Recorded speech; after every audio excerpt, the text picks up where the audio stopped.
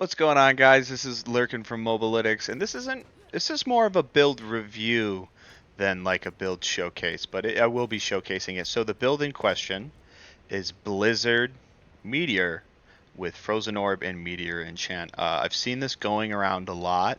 So what separates this from traditional Blizzard is that we run Asus Ferocity for more for more critical strike damage, because it works with everything right now, and then we run Ancient Flame.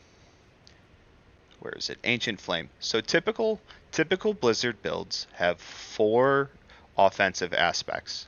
They have three free slots and the gloves, the wand, and the focus. Glacial is always going to go on the amulet, so you have three slots to play around. A standard Blizzard build will run Frozen Tundra to increase the ice spiked radius, and then they will run two damage aspects, Conceited and Storm Swell. Now, what ends up happening is if you want to run Ice Shard enchant, you give up Storm Swell.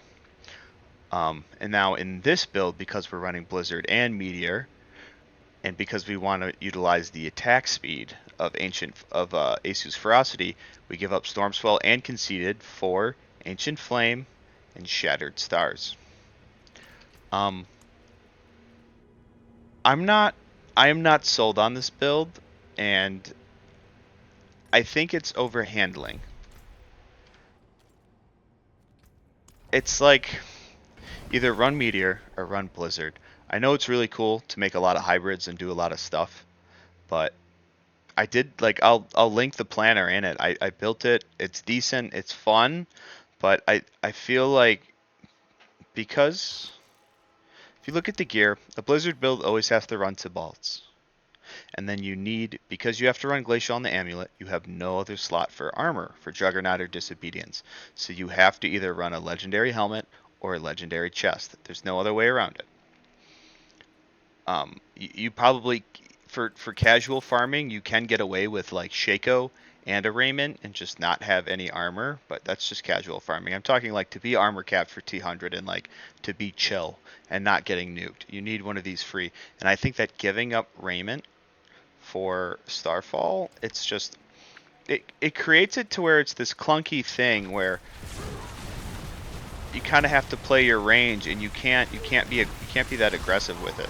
Like it is really strong, don't get me wrong, but as you see, like I'm kind of just like a sitting duck until I freeze things. You have to play it more ranged. You can't really be as aggressive. So definitely gonna want some DR close on this, but yeah. Definitely play it more ranged. I just feel like I have less crowd control than I want. Even with the Blizzard freeze and the Frozen Orb freezing, I think it's just trying to do too much.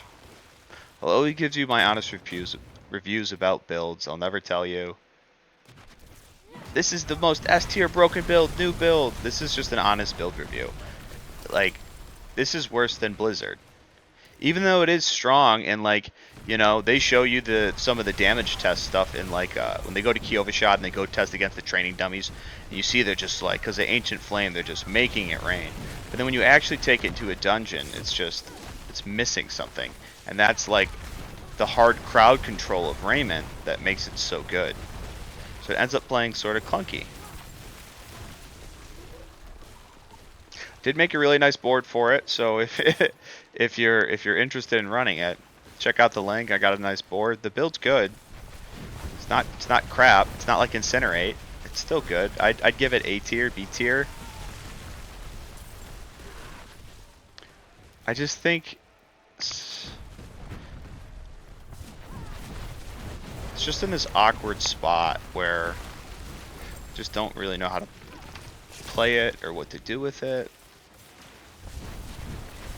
The Ancient Flame, it is really nice. It's like a really nice theory craft in that you're able to cast both Blizzard and Ancient Flame because you're able to cast both Blizzard and Meteor because the delay that you'll typically get when trying to cast is gone because you have Ancient Flame.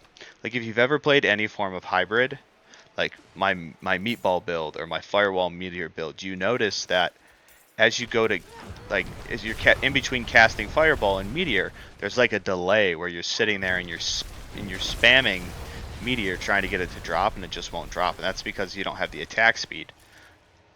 But with Ancient Flame, that gets rid of that, so that's what allows this whole build to function. Oh, and the mechanical box is right here. But it's nice. If you're really like, if you love Blizzard and then like you're getting bored of it, like you can definitely run this as a variant. I think it is strong. Just feels slower than like when I'm running my Frozen Orb Ice Shard enchant Blizzard build. It just feels slower. That's all. And you could drop Frozen, but you could drop Frozen Orb for Ice Shard enchant, but then the issue becomes you're not freezing stuff as fast, so you're not making use of the Ice Shard enchant like you typically would be. And that's the whole point of the Ice Shard build, running Frozen Orb with it. Like sometimes I just feel like enemies can just like get on my ass. And there's not much I can do about it because I don't have a Raiment stun to tell them to back off. And like Blizzard build needs to balls for mana because we want to run 2 unique rings. And this build runs X-Fails. Surprisingly, the mana is pretty good. But yeah, this build runs X-Fails because you have Shattered Stars and Blizzard, so you have so much dot going around that it does proc a lot. But it's definitely, yeah.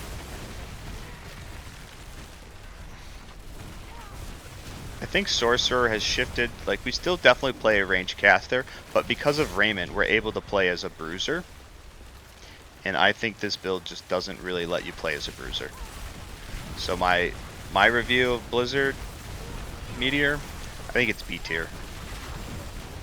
Like power wise, it's as strong as Blizzard, it's S tier, A tier. But like gameplay wise, B tier. It doesn't feel that fluid. Alright, so that's my build review of Blizzard Meteor, and I'll do the Paragon real quick, just to show you like what I got going on with it. We got a reinforced on the starter board for DR with Barrier, then we take Elementalist, because we're dealing a lot of forms of different elemental damage. And then we sort of combine the Meteor and the Blizzard build by taking our Icefall node. We grab Exploit up here, because it works for both Meteor and Blizzard. And then we go into Burning Instinct. We take Destruction for crit damage, and then we end up grabbing all this Elite DR. And then we go into Searing Heat. We take Flame Feeder for increased damage against burning enemies. We take Searing Heat so that our meteors hit harder. And we round it out with Enchanter so that we can max out our Searing Heat and our Frigid Fate for 30% damage to the Vuln and 30% direct damage with Meteor. Yeah, it's fun. It's fun, but I won't be running this anymore after this. I'm gonna move on to some cheeky Meteor Conjuration build. Have a good one, guys.